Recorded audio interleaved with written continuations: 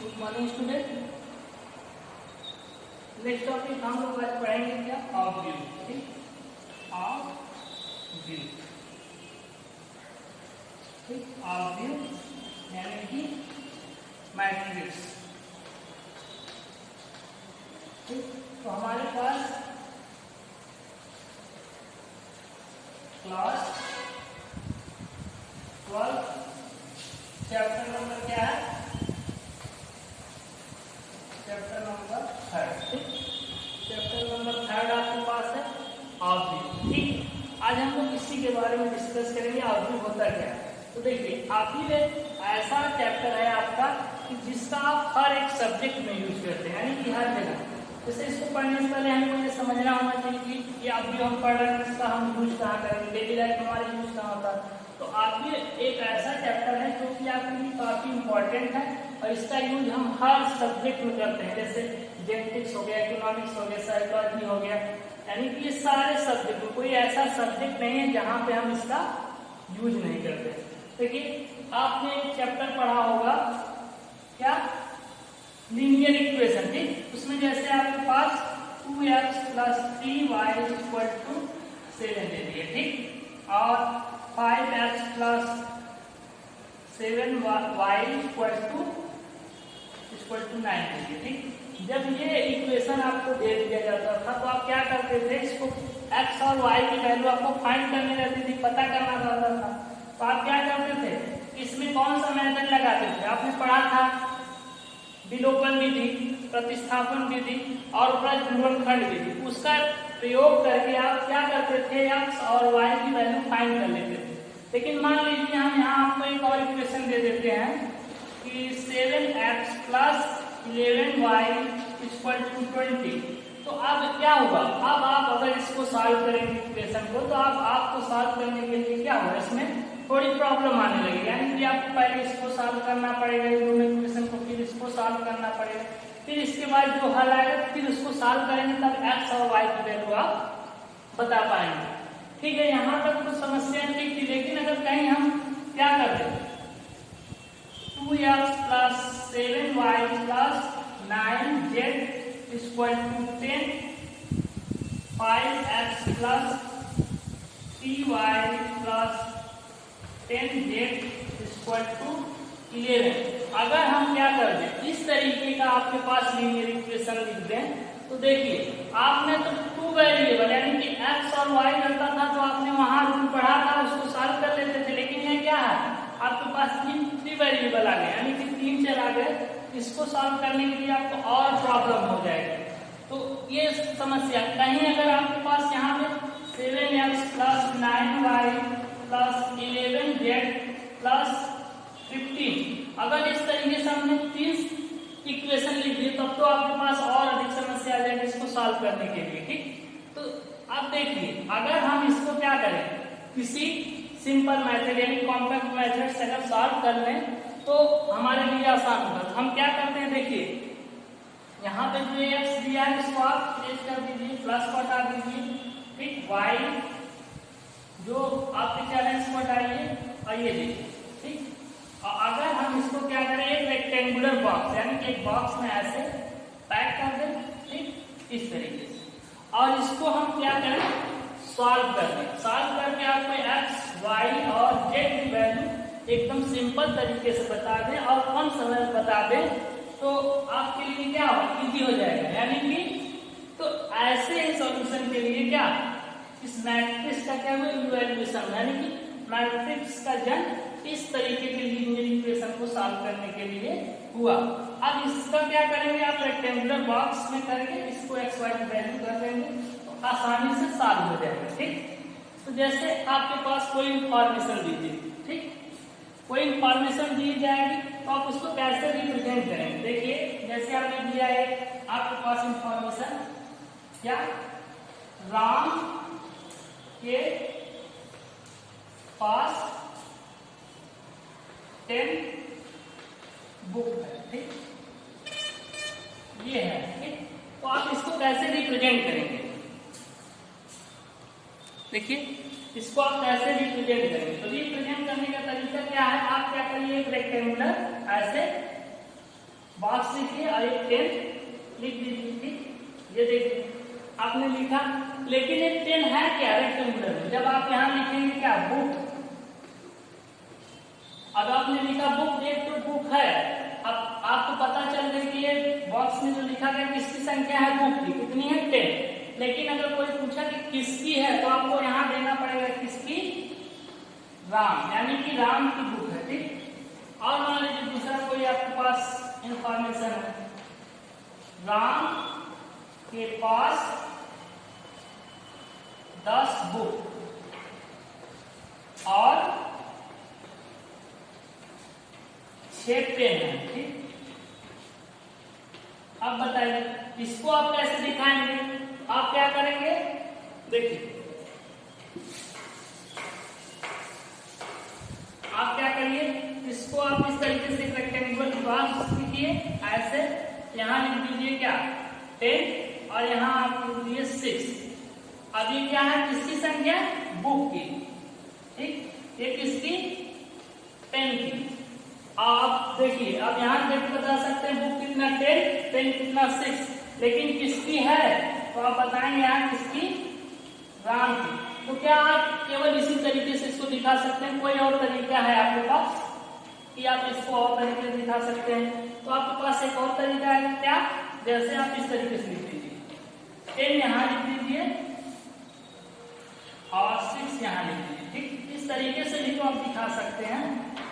लेकिन अब ये किसकी संख्या, तो बुक के सामने आपको लिखना पड़ेगा क्या, बुक, और ये किसकी, पेन, और किसकी है ये, राम। यानी कि अब इसको देख के आप बता सकते हैं राम के पास क्या क्या है, 10 और 6, ये किसकी संख्या, बुक की और पेन की। ठीक, सेम इसी तरीके से मान लीजिए आपके पास कई सारे इंफॉर्मेशन दे दी जाए, 3, 4, 5 इंफॉर्मेशन दे दी जाए, तो आप उसको कैसे रिप्रेजेंट करेंगे? देखिए जैसे हमने दिया पहले, राम के पास 10 बुक और 6 पेन है। ठीक, एक इंफॉर्मेशन नहीं होगी। मान लीजिए इसका कोई दोस्त है, उसका नाम क्या है, मोहन। ठीक, मोहन के पास 15 बुक है, 15 बुक और 9 पेन है। ठीक, ये है। अब इसका इन लोगों का एक और दोस्त है जिसका नाम क्या है, सोहन। ठीक, सोहन के पास क्या है, पास 20 बुक है और पेन कितनी है, 7 पेन। ठीक, तो अब ये बताइए कि अगर आपके पास ये इंफॉर्मेशन दी गई है, तीनों इंफॉर्मेशन दी गई है, तो आपको अगर बोला जाए कि इसको आप रिप्रेजेंट करिए, तो आप कैसे रिप्रेजेंट करेंगे? तो आपके माइंड में तुरंत आएगा कि आप इस तरीके से रिप्रेजेंट कर सकते हैं। लेकिन तो आप इस तरीके से रिप्रेजेंट कर सकते हैं कितने तरीके से? एक ये तरीका आपके पास होगा, एक ये तरीका, यानी कि 2 तरीके से आप रिप्रेजेंट कर सकते हैं। तो पहला तरीका आपके पास क्या, आप देखिए, आप पहले क्या लिख दीजिए, बुक लिखिए। ठीक, ये रेक्टेंगुलर बॉक्स बनाइए, बुक देखिए कितना है, 10, 15 और 20। इसके बाद क्या है, पेन कितनी है, 6, 9, 7। अब ये जो देखिए इतना आपने लिखा, बुक की संख्या है 10 है, 15 है, 20 है, पेन की संख्या 6, 9, 7 है। लेकिन ये अगर हम पूछ दें कि आपकी 7 किसकी है, यानी कि 7 पेन तो है लेकिन किसकी है, तो आपको क्या लिखना पड़ेगा, ये भी इंफॉर्मेशन लिखना पड़ेगा। ये क्या है, ये किसकी है, राम की, और ये किसका, मोहन, और ये किसका, सोहन। यानी कि अब आप इसको देख के बता सकते हैं, अगर हम पूछते हैं कि 9 ये किसकी संख्या, किसकी, देखिए आप देखेंगे पेन और किसकी, सोहन, यानी कि 9 पेन किसके पास, सोहन। इसी तरीके से आप इसको देख के बता सकते हैं। और दूसरा तरीका आप ये क्या कर सकते हैं, यहाँ लिख दीजिए राम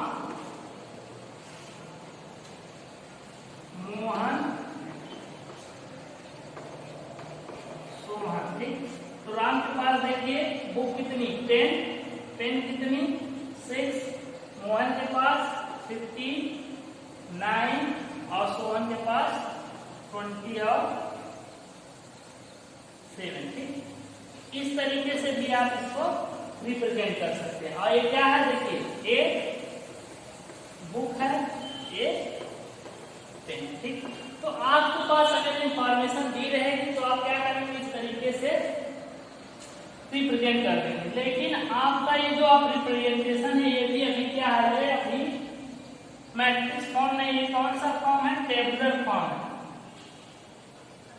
ये टेबुलर फॉर्म में लिखा गया है। ठीक है, तो अगर आपको बोला जाए कि ये टेबुलर फॉर्म लिखा है, इसका मैट्रिक्स क्या होगा, तो आप क्या लिखेंगे, डायरेक्ट इसका मैट्रिक्स अगर बोला जाए इसकी मैट्रिक्स, तो आप क्या करेंगे, एक रेक्टेंगुलर बॉक्स और ऐसे, यानी कि इसकी मैट्रिक्स क्या हो गई ये। अब हम अगर आपसे पूछें कि इसकी मैट्रिक्स क्या होगी, तो आप क्या बताएंगे, आप तुरंत आपको माइंड में आ गया 10 और 6, यानी कि जो इंफॉर्मेशन दी गई उसको हटा देंगे, रेक्टेंगुलर बॉक्स में जो आपके पास नंबर है उसको लिख देंगे, तो ये हो जाएगा आपका मैट्रिक्स रिप्रेजेंटेशन। सेम इसी तरीके से ये हो जाएगा 10, 6। ठीक, अगर आपको बोला जाए इसका मैट्रिक्स रिप्रेजेंटेशन क्या होगा, तो आप क्या करेंगे, तुरंत आप लिख देंगे 10, 15, 20, 6, 9, 7। ठीक, इस तरीके से, या तो आप लिख सकते हैं कैसे, 10, 15, 20, 6, 9, ये क्या हो जाएंगे, ये हो जाएगा इसका मैट्रिक्स फॉर्म। यानी कि अब आपने समझा कि अगर आपके पास कोई इंफॉर्मेशन दी जाए तो आप अगर उसमें इंफॉर्मेशन को इंक्लूड करेंगे तो क्या होगा, टेबुलर फॉर्म होगा। अगर इंफॉर्मेशन को हटा के केवल हम क्या लिखते, एक रेक्टेंगुलर बॉक्स में लिखते, तो ये हमारे साथ क्या हो जाएंगे, मैट्रिक्स हो जाएंगे। ठीक, तो देखिए इस तरीके से अब आपके पास कुछ चीजें निकल के आई, यानी कि मैट्रिक्स होता कैसा है। ठीक, तो पहली पॉइंट आपके पास क्या है, देखिए पहली पॉइंट आपके सामने आई कि मैट्रिक्स दिखता कैसे है, यानी कि जो अवयव है दिखता कैसे, यानी कि पहला पॉइंट आपके पास चिन्ह है, चिन्ह यानी कि सिंबल। ठीक, देखिए अगर आपके पास ऐसे रेक्टेंगुलर बॉक्स दिख जाए और उसमें कुछ लिखा रहता है, क्या है, इसका चिन्ह किसका है, मैट्रिक्स का। ठीक, और दूसरी बात क्या है आपके सामने, अवयव। ठीक, यानी कि इस मैट्रिक्स के अंदर जो भी चीजें लिखी रहेंगी वो क्या होंगे, इसके अवयव, यानी कि एलिमेंट, इसके एलिमेंट होंगे। जैसे हमने दे दिया, जैसे ये आपके पास ये है, ठीक, हमने लिखा 1, 2, 3, 4। ठीक, ये रेक्टेंगुलर बॉक्स बना है, इसमें 1, 2, 3, 4 लिखे। 1, 2, 3, 4 क्या है, इस मैट्रिक्स की क्या है, अवयव है, यानी इसके क्या है, एलिमेंट्स हैं। ठीक, ये है कितनी चीजें। अब ये बताइए, क्या आप एक मैट्रिक्स में केवल यही नंबर यानी कि रियल नंबर ही लिख सकते हैं, तो नहीं, आपके पास आएगा, यानी कि अगर मैट्रिक्स आपको बनाना है उसमें आप 3 टाइप्स के नंबर लिख सकते हैं। तो पहला क्या है, वास्तविक संख्या, वास्तविक संख्या या सम्मिश्र संख्या, सम्मिश्र संख्या, या क्या हो जाएगा आपके पास फलन। यानी कि जो मैट्रिक्स आपको दिखेगी, या तो ऐसे दिखेगी, देखिए नंबर हो गया, या तो ऐसे दिखेगी, ऐसे 2i 3i + 1 7i + 5i। ठीक, ये क्या हो जाएगी आपकी सम्मिश्र संख्या। और फलन जैसे मान लीजिए ऐसे sin theta, sin square theta, tan theta, cot theta, इस तरीके से फलन मिलेंगे। यानी कि जो मैट्रिक्स आपको मिलेगी उसके अंदर या तो ये दिखेंगे, या तीन में से कोई भी एक दिख सकता है। ठीक, तो चलिए आगे बढ़ते हैं।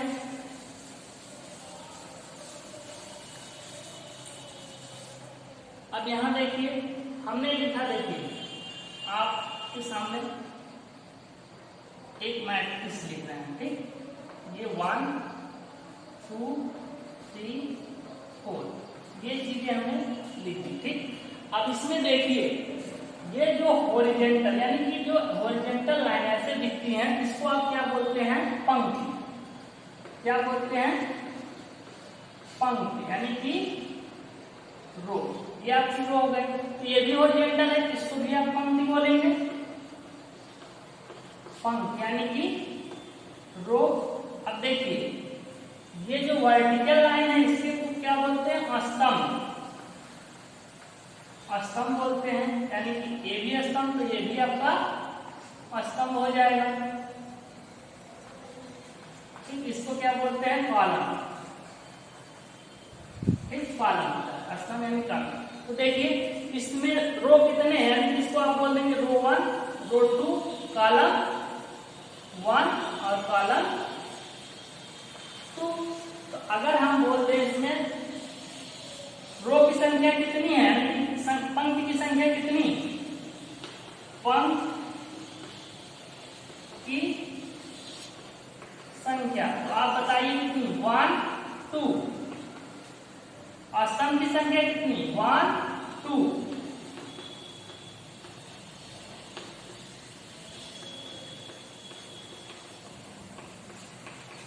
तो अब ये बताइए कि अगर हम आपसे पूछ ले कि इस मैट्रिक्स में कुल कितने अवयव हैं, यानी कि कितने एलिमेंट्स हैं, तो उसको निकालने के लिए आप क्या करेंगे? कुल अवयव, कुल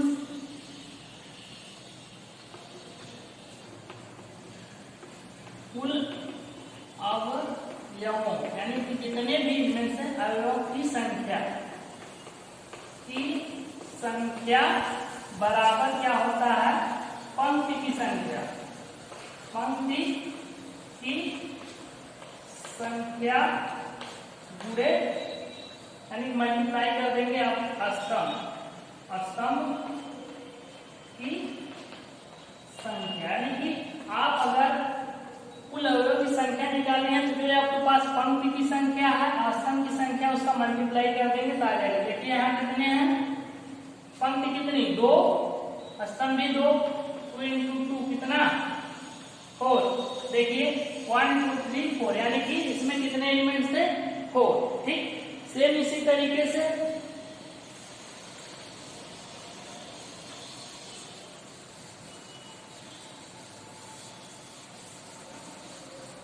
तरीके से एक और आपके पास मैट्रिक्स देते हैं हम। देखिए 1 2 3 4 5 6, इस तरीके से। अब ये बताइए इसमें पंक्ति की संख्या कितनी? पंक्ति की संख्या देखिए ये क्या 1 2 यानी कि रो 1 रो 2। कितनी पंक्ति की संख्या? 2। स्तंभ की संख्या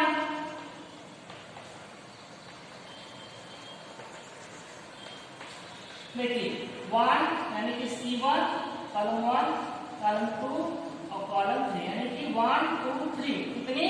3। तो कुल अवयवों की संख्या कितनी आ जाएगी? कुल अवयवों की संख्या, कुल अवयवों की संख्या कितनी? पंक्ति की संख्या। हमने फॉर्मूला क्या बनाया? पंक्ति की संख्या को स्तंभ की संख्या से क्या कर देंगे? मल्टीप्लाई कर देंगे, हमें कुल अवयवों की संख्या आ जाएगी। पंक्ति की संख्या कितनी? 2। स्तंभ की संख्या कितनी? 3। तो 2 × 3 कितने? 6। तो इसमें कितने एलिमेंट्स होंगे? 1 2 3 4 5 6। तो इसी जो ये आपका 2 × 3 है इसमें सबसे पहले आप किसकी संख्या लिखते हैं? पंक्ति, उसके बाद स्तंभ। इसी को आप क्या बोलते हैं? कोटि, ठीक। तो आपको समझ में आया? इसको कोटि बोलते हैं। इस तरीके से इसकी कोटि कितनी हुई? 2 × 3। ये क्या हुई? इस मैट्रिक्स की कोटि। और इसको पढ़ते कैसे हैं 2/3, यानी कि 2/3 की ये मैट्रिक्स है। सेम इसी तरीके से इसकी कोटि कितनी होगी, पंक्ति की संख्या कितनी देखिए 1 2, रो की संख्या कितनी 1 2, 2/2, यानी कि इसकी 2/2 की ये क्या है मैट्रिक्स है। सेम इसी तरीके से हम एक और आपको देते हैं, जैसे हमने लिख दिया 1, ठीक।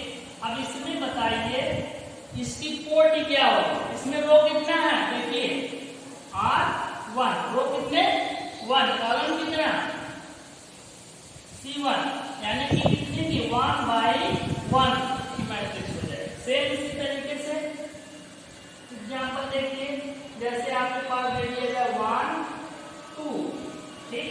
अब इसमें बताइए रो कितने, देखिए रो आपके पास R1, यानी कि रो एक, कॉलम कितने 1 2, C1 C2, इसकी मैट्रिक्स की कोटि 2 into 1 into 2, यानी कि इसकी ये हो गई। सेम इसी तरीके से एक और दे देते हैं, जैसे आपके पास ऐसे दे दिए 1 2 3 4 5 6 7 8 9, ठीक। इस तरीके से इसमें देखिए इसकी हमें क्या कुछ बताना है आपको, कोटि कितना होगा, कोटि यानी कि ऑर्डर, इसे क्या बोलते हैं कोटि को ही आप क्या बोलते हैं ऑर्डर। इसकी ऑर्डर क्या है, तो आप काउंट करेंगे रो कितना देखिए R1 R2 R3 C1 C2 C3, यानी कि कॉलम 1 कॉलम 2 कॉलम 3। तो देखिए रो कितने 3, सबसे पहले रो की संख्या फिर कॉलम की संख्या 3, ये कितनी 3/3 कोटि की हो गई, यानी कि आपके पास 3/3 कोटि, ठीक। इस तरीके से अगर आपके पास कोई भी मैट्रिक्स दिया रहेगा तो आप उसका क्या करेंगे कोटि, इसी तरीके से पंक्ति की संख्या और रो की संख्या को काउंट करके बता देंगे। और अगर आपको कुल अवयवों की संख्या पूछेगा तो पंक्ति की संख्या इंटू स्तंभ, यानी कि रो इंटू कॉलम कर देंगे तो आ जाएगा, ठीक।